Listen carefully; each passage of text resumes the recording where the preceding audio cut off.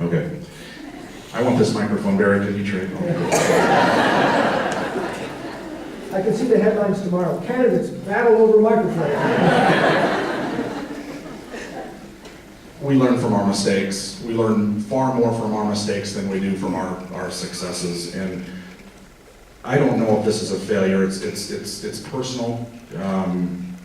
It sure feels like a failure, but one of our deputies, Mike Estes, was killed in the line of duty. And I was his field training officer and his sergeant. And I feel a sense of responsibility and a sense of failure since he perished in the line of duty. I always ask myself, could I have done more? Could we have trained more? Did I answer that question enough? Was I in too big of a hurry to get on to something else? It's terrible to lose an officer in the line of duty. It just melted our department for a long time. And Mike, if you're watching, if I didn't do everything that I could have, I'm sorry. And I guess that's about all I have to say. Mr. Turner, you have a minute for rebuttal. No rebuttal. Mr. Blackman, you have a minute for rebuttal if you want. No rebuttal.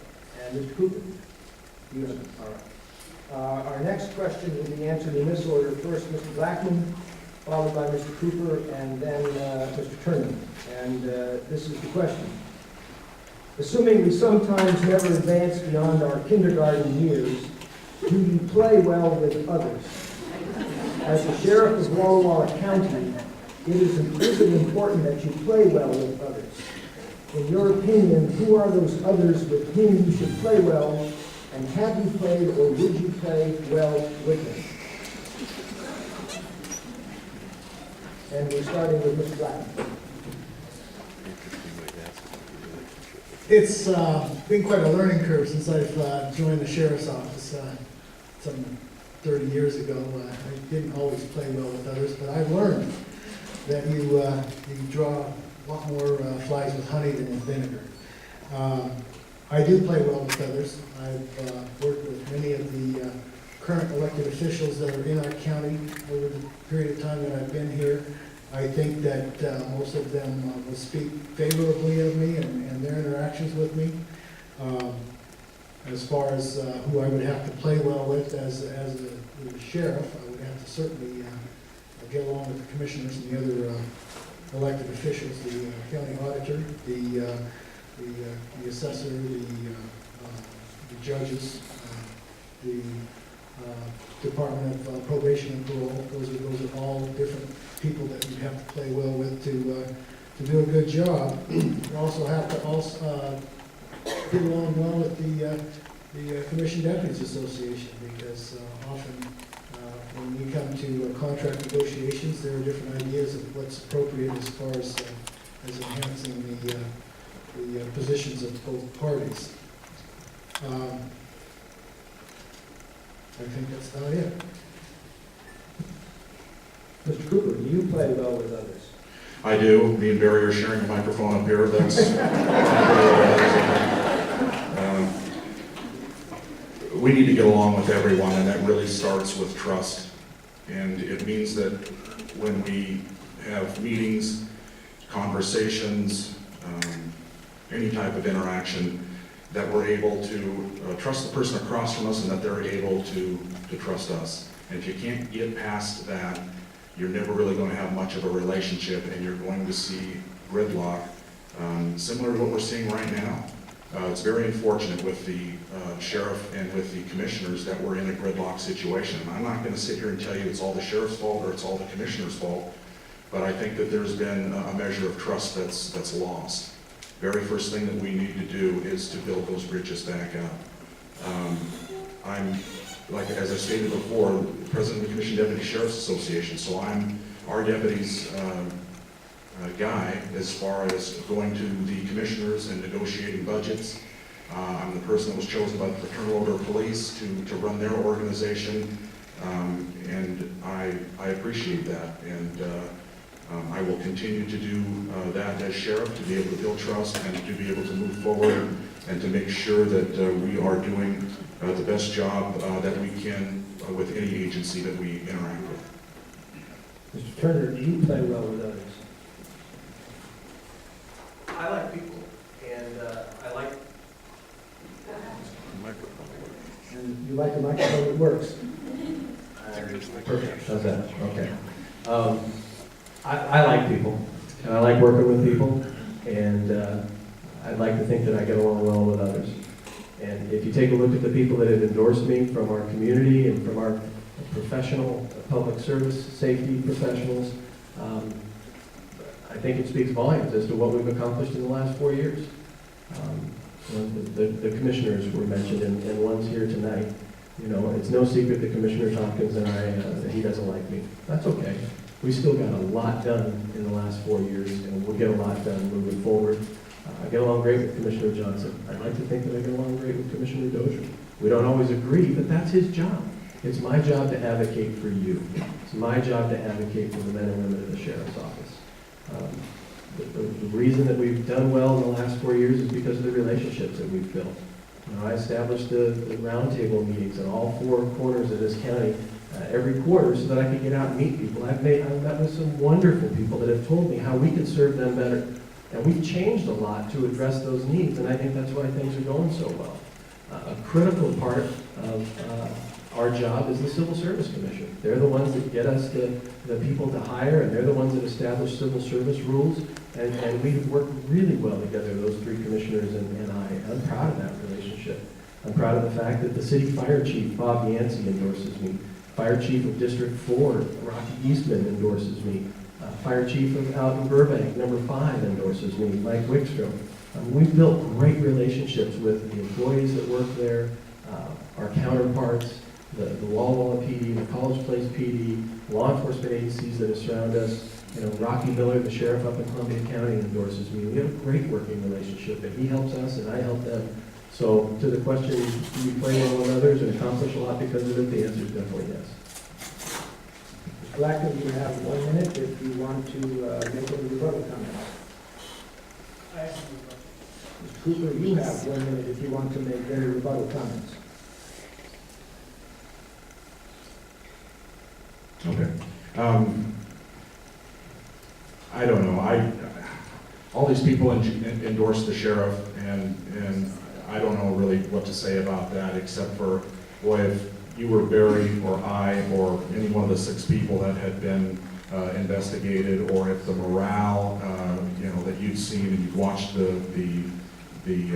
morale just plummet, would you endorse Sheriff Turner? I think that Sheriff Turner has a very charismatic way about him. I think he goes out into the community and he gets what he needs. He gets it from the 39 sheriffs, and then he gets consideration back in the way of endorsements. He gets it from the fire chiefs, you know, and the back and forth like that. If they had to work with the sheriff as a subordinate, I think they might have a little bit different too.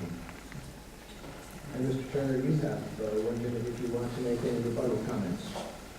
I think Sergeant Cooper just made my point. We do work well together. Those are important relationships for accomplishing public safety for our community. You know, a while ago, a comment was made that one of my opponents doesn't understand why outside relationships or relationships in Olympia or with other sheriffs are important. Wow, that demonstrates right there that they don't understand what the job is all about. Representing our community in Olympia for legislative needs, working with state representatives. You know, I was really honored. I was nominated by peer sheriffs from across the state for the National Sheriff of the Year award in my first term. I'm really humbled by that, and that came from a lot of hard work. In 2014, earlier this year, I won the National Sheriff's Association Medal of Merit for outstanding contributions and accomplishments here in Walla Walla County, and that comes from the relationships that we have built. You know, Tom talked about meetings and meeting and being with people. Well, one of his duties as the president of the Deputies Association is to go to the Civil Service Commission meetings. He's copied on every email and every agenda, and I've never seen him at a meeting, ever. And that's the end of your sentence. Thank you. We have one more question for the entire panel. We will then ask the questions that the individual candidates have submitted to be asked of their opponents. The final question that we have will be answered in this order. Mr. Cooper first, followed by Mr. Turner and Mr. Blackman. And this is the question. The Union Bulletin today finished a 4-part series about the sheriff's race. If devoted one day to each of you, did they get you right? Are you the person or are you the candidate that the UB said you are? If you disagree with anything the UB said, what did they get wrong and why is it wrong? And alternatively, on the flip side, did they get your opponents right or wrong? Starting with you, Mr. Cooper. Okay, well, if you saw the picture that they put on the front page of the paper of me, they got it wrong for sure. Not very flattering. They assured me that when it went through the proof, it was fantastic, but when it came out on the paper, not so much. So, I think that the Union Bulletin had a comprehensive job covering a multitude of issues, and I think they did a pretty good job. But they did get some things wrong as far as I was concerned. I didn't get a chance to read the paper tonight, but they had stated that in 2012, when I injured my knee, that I was attacked by somebody. That was never discussed, that never happened. I called them as soon as I learned of that, and they put a retraction in tonight's paper. I would have liked to have seen them maybe focus on things, and I know this is a contentious race, I get that, but I would have rather liked to have seen them focusing on things that are more about our community and that are going to benefit our community and how we can do things better. So I think overall they did a pretty good job. I think they could have done better, maybe, but, I guess we all are in that boat sometimes, so. Mr. Turner, did they get you right? And if not, why not? Where not? Andy Warhol said, "Don't read your press, weigh it." And there's a reason for that. So no, I haven't read tonight's article, so I don't know whether they got it right or wrong. The fact remains that I'm able to look myself in the mirror, and I'm able to maintain a relationship that I think is really important with the Lord, and that's my moral compass. And there's also another saying that you don't get into a fight with a guy that buys his ink by the barrel. And the bottom line is, if I was to fight with the Union Bulletin, I'd lose. I mean, they have ways to reach out and touch all of you in our entire community that I don't possess. I'm busy working at work. I'm not writing articles and reaching out. So I don't have any problem with the Union Bulletin. I really enjoyed getting to know Luke Hegel. We brought him out for our search and rescue training, and he's here somewhere. We put him up on ropes rappelling and stuff. So we're going to continue to try to build those relationships. We're going to continue to try to share the vision and mission and core values of the Sheriff's Office with you all through media and other sources. One of the things that I wish we had is we had the time and the ability to reach out and connect with our community better directly from the police department. The Boise Police Department is one of the lead police agencies in the nation. They teach all over the place about using social media, Nixle, Twitter, Facebook, but that takes people and time and effort, and we haven't had that type of time, or we certainly don't have those people. So that's one of my goals in the future, is to connect and communicate with you all better. Blackman, did they get you right? Did they get your opponents right? I think they got me pretty good. I mean, as far as I thought it was a pretty well-written article, and I thought it was pretty comprehensive. The article that I read on Tom Cooper, I questioned that detail of the attack, because Tom Cooper and I suffered from a very similar knee injury that's exasperated from getting in and out of vehicles. Anyway, as far as Sheriff Turner, I kind of felt that there was a little bit of antagonism, but at the same time, I think Sheriff Turner's, for good reason, on the defensive quite a bit with the Union Bulletin, because of his challenges in telling the entire truth and not saying things with a double meaning. Did you like the picture they used of you? The picture they used of me, could have been a little better, I think. Mr. Cooper, you have 1 minute if you want to make any rebuttal comments. Mr. Turner, you have 1 minute. Well, I will share something about the picture that the Union Bulletin uses. I too don't like the picture that they use of me over and over again with that grimace on my face. I don't know why that's the one that they used, but let me share where that picture was taken. That was taken on National Peace Officer Memorial Day 2 years ago at Land Title Plaza at 1st and Main. And that was taken during a very solemn ceremony when we were talking about fallen heroes. And I was present when Chuck Hine was killed, a police officer in Hollywood. And I'll never forget Chuck as a friend, and I'll never forget that night. And I was thinking about Chuck when that picture was taken. And every time I see that picture in the paper with that grimace on my face, it gives me new resolve. It gives me new drive to train and equip our deputies the best that they can so they can go out and be the best that they can to serve you and come home safely to their families at night. That's one of my primary missions in life, is to return them safe home to their families. Mr. Blackman, you have 1 minute if you want to rebut.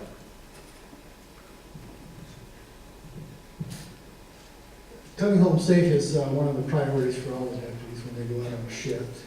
A lot of our deputies now are working 12-hour shifts at a time, and we're putting them in automobiles that are traveling around the county roads at 60 miles an hour or better, and driving the different roads for up to 12 hours. Often, when they get a call near the end of their shift, they end up having to hold over beyond that 12 hours, sometimes as long as 18 hours. I've seen some of them. So as far as getting your deputies home safe, I kind of think that we need to work a little harder on looking at our schedule and the way that we work it, so that we don't have those guys driving the car after 12 to 14 hours of service to the community. We'll now move to questions submitted by the candidates to be asked of their opponents. Each of these gentlemen will have 1 1/2 minutes to respond to the question asked of you by your opponents. There will be no rebuttal. The first question is from Mr. Turner for Mr. Blackman, and it is, and I quote, "A 2013 Washington State Supreme Court case decision, State versus Ortega, made a change to misdemeanor probable cause arrests in our state. Washington State Legislature in 2014, known as the, I said legislation, in 2014, known as the Ortega Bill, was passed and is now the law regarding misdemeanor probable cause arrests. Are you in favor of this legislative Ortega Bill? Why or why not?" You have 1 1/2 minutes. I'm not familiar with that particular case by name. If you could give me some kind of a summary of what it entails, I could probably give you a little better answer. I think I'm a lawyer or something? Is there a notice? I'm sorry, I do not practice criminal law and can't help you. So if you want to go off on some tangent about the law in general or misdemeanors, you have whatever time remains. Well, misdemeanor probable cause arrests, as in my experience, mostly center around domestic violence and the Domestic Violence Act. And I am in complete favor of holding those accountable who would victimize their loved ones. I'm really hoping I'm going down the right road with this, but anyway, when we have a domestic violence occur, the arresting officer or the investigating officers need that tool in order to help them avoid liability and any kind of problems as far as making an arrest that needs to be made to kind of make a break in the cycle of violence. The next question is for you, Mr. Cooper, from John Turner, and it is the same question that he asked of Mr. Blackman concerning that 2013 Washington State Supreme Court case, State versus Ortega, legislation passed in 2014 known as the Ortega Bill, dealing with misdemeanor probable cause arrests. Are you in favor of it? Why or why not? I'm not familiar with it. I've been gone, separated from the office for a little while. I'm not up on that case currently. I pride myself on staying up with many things, specifically case law, but that's one item I'm not familiar with. So that's about all I have to say about that.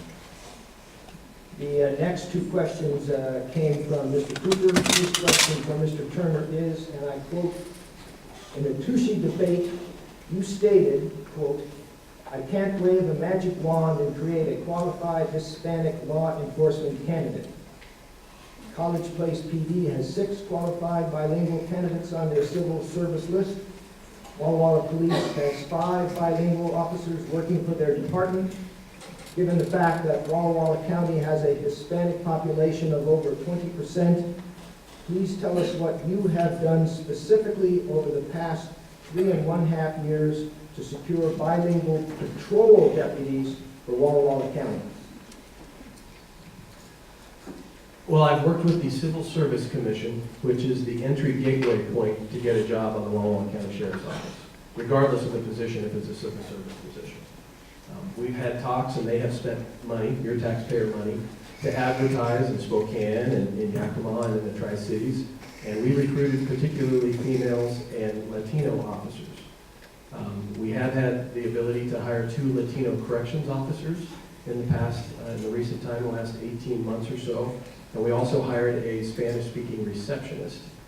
We have a contract through dispatch with Language Line, which is a 24/7 translation service, and every deputy has a cell phone on him. So if we do come across a person of another language, regardless of what that is, we have the ability to communicate through this language set.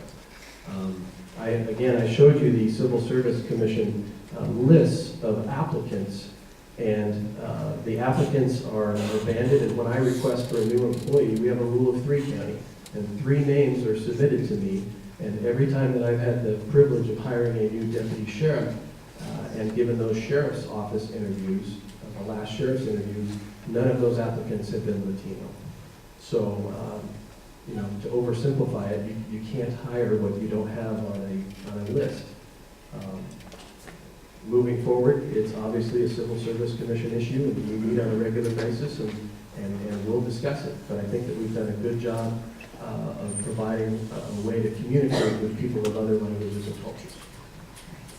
Mr. Blackman, your question from Mr. Cooper is, and I quote, "In the last sheriff's election, you were a strong supporter of John Turner. When did you start having concerns regarding the leadership at the sheriff's office? Provide some examples of why you believe the sheriff's office is heading in the wrong direction." You have 1.5 minutes. I started having concerns with the leadership in the sheriff's office within just a few days of the actual transition. I remember coming home and looking at my wife and telling her I think that we made a big mistake in supporting John Turner because of the way that he was starting to clean house in the election, or after the election, excuse me. Farther down the road, of course, there was the infamous demotion. That wasn't. I could see, something like that maybe coming, but I think what bothered me the most about that, what still bothers me the most about that, was the lies. I've always been somebody who tells the truth, whether it hurts or whether it doesn't hurt. That's what people know me for, is being very, very blunt, very upfront. And I don't appreciate the lies that came out of that.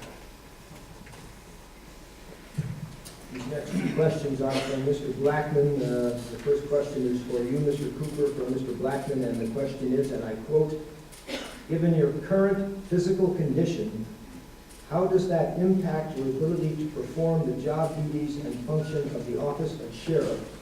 And will it impede your ability to return to your current position of sergeant should you not be elected sheriff?" Well, obviously, it has impacted my career, and it's been a long, rough road. I was injured in the line of duty, or as a result of a duty-related injury in early 2003. I fought back from that injury, terrible injury I got when I was fighting a suspect who was high on crack, who had just broken into his ex-girlfriend's house and assaulted her. I was injured. I went through a bit of a time with that, but my companies gave me the opportunity to stay with the department, to help the investigative side of the house, to do the things that I could do to contribute to the sheriff's office. The difference is when I was injured this last time, tried to come back a little too early, got re-injured, same injury, but just exacerbated the injury. It just got worse. So as I tried to make it back, the sheriff thought it was a good idea to send me packing, to demote Barry Blackman and to bring John King in. And It's a devastating thing for me. I would have loved to have been attached to the office and to be providing the office my 25 years of experience. We were way short in the detective's office then. You can see by the rate that we are clearing calls that they certainly could have used somebody like me in the detective's office to help out and to provide some investigative experience. I don't think that this is going to hold me back at all. I'm getting better. It just takes enough time and enough patience to realize that. Mr. Turner, your question from Mr. Blackman is, and I quote, "During your first 3 years in office, you replaced the agency's pistols, rifles, uniforms, patches, badges, and decorative buttons, spending tens, perhaps even $100,000 in the process, despite the old equipment being perfectly functional.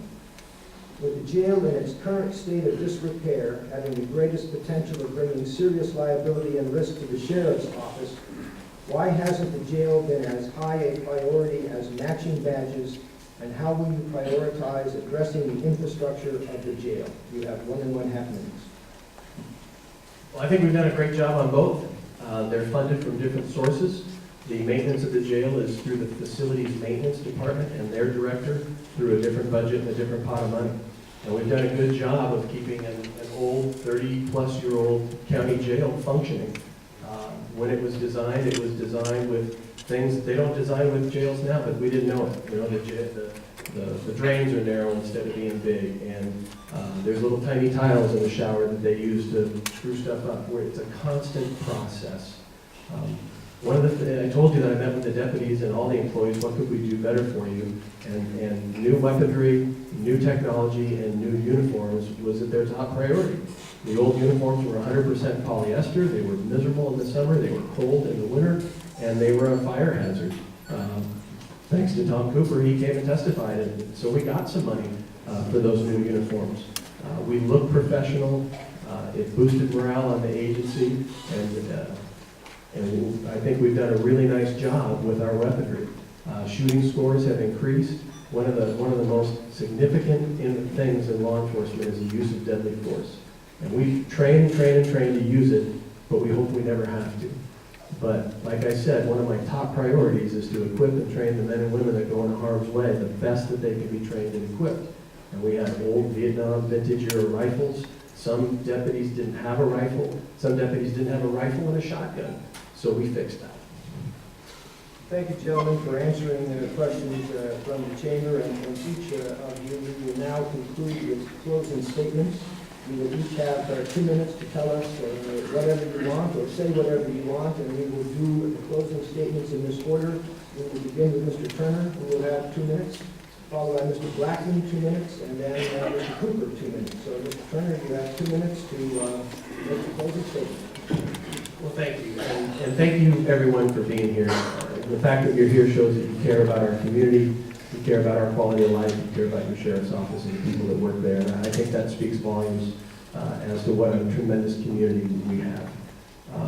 The last 3.5 years have been probably my most favorite professional 3.5 years. I'm proud of the job that we've done, and I felt so very blessed each and every day. I'm proud of the fact that we've brought 24/7 coverage to the county. I wish we had more time to talk about the 12-hour shifts that many others have. The corrections officers adopted them. Walla Walla PD recently adopted our schedule. They liked it so much, and they just went to 12-hour shifts. Many of the Tri-Cities agencies and other agencies across the state work the same schedule as us because it works.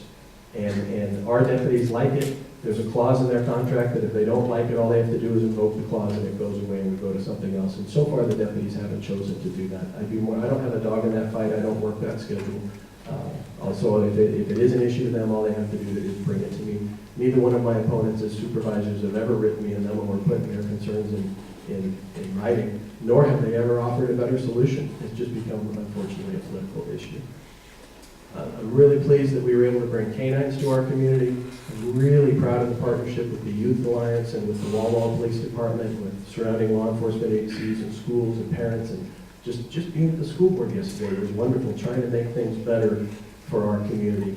And those are the types of things, school safety, children's safety, gang initiatives. Those are the things that we're going to continue to work on. Bring a reserve deputy program back to life once the CJTC decides what those certifications are going to look like.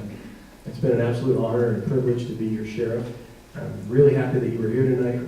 I'm happy to stick around and answer questions in the foyer if anybody has any. But the bottom line is the primary is coming up August 5th. And I would appreciate your vote, and I would very much like to stay in office and continue serving you. Thank you for your time tonight. Blackman, you have 2 minutes to make a concluding statement. I'd also like to thank you for coming this evening and listening to the three of us as we go back and forth. What this election about is the sheriff's office itself. Over the first 29 years that I worked at the sheriff's office, we rarely saw any kind of mention of controversy or any kind of disputes or anything like that going on within the ranks of the sheriff's office. The last 3 years, that's been almost exclusively what we've read about the sheriff's office is one conflict after another and one problem after another. The only difference is the guy sitting at the top. My actual experience is locally here. I'm the guy that's been going out and patrolling your neighborhoods. I'm the guy that's been answering the calls when you've had a burglary or a theft or a malicious mischief occur to you. I'm the guy that's been there when one of your loved ones has passed away and there's been a brief investigation by the coroner to make sure that there's no foul play involved. I have a knowledge of the employees and the local issues here that the current sheriff just, it'll take him another 10 years or more to even get close to. I care for the employees that I work with, and I also have a strong concern for the safety of those employees, and that includes those employees in the jail. The jail itself is starting to fall apart. There are several cells, several units that aren't even useful right now because they have damage done to them, and that just seems to be taking a very backseat priority to the other things that we've gotten. I like those new pistols the sheriff bought us. Those are great. But did we need them? No. We had a very adequate pistol system before, and there was no reason to replace that. Rifles, we had mostly military surplus rifles, and they didn't necessarily need to be replaced either. And Mr. Cooper, you have 2 minutes to make a concluding statement.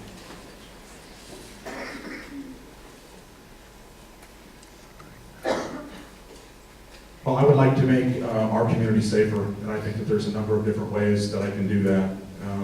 Sheriff talks about the 12-hour shifts. They're not a good fit for the number of employees that we have at the sheriff's office. I'm not saying that we need to eliminate the 12-hour shifts, but I truly believe that we can modify these shifts and we can make it safer. One of the ways that we can make it safer is by not bouncing back and transitioning from day shift to night shift every 8 weeks. It's very hard on our guys. Our guys are very tired. The morale has suffered because of that, and I think that we can do that better.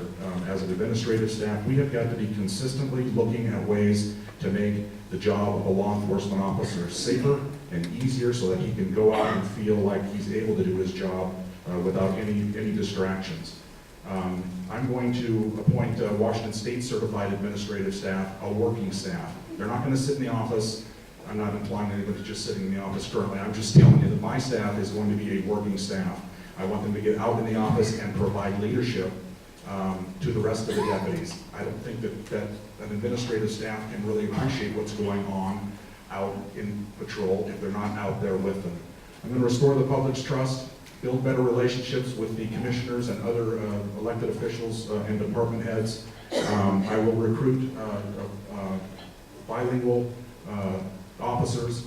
I will also get the reserve program going again, and I'd like to close by saying that I'd like to thank very much my wife and my family. I would especially like to thank my committee for all their support during this process. It's not easy. I'm sure that everybody knows that this has been probably the most contentious race that there's ever been in Walla Walla County, at least since I've been around.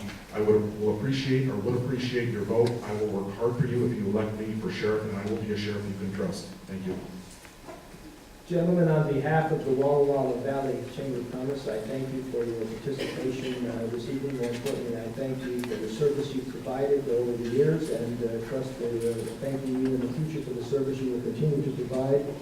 Primary election is August 5. Top two candidates go on to the general election, which is November 4.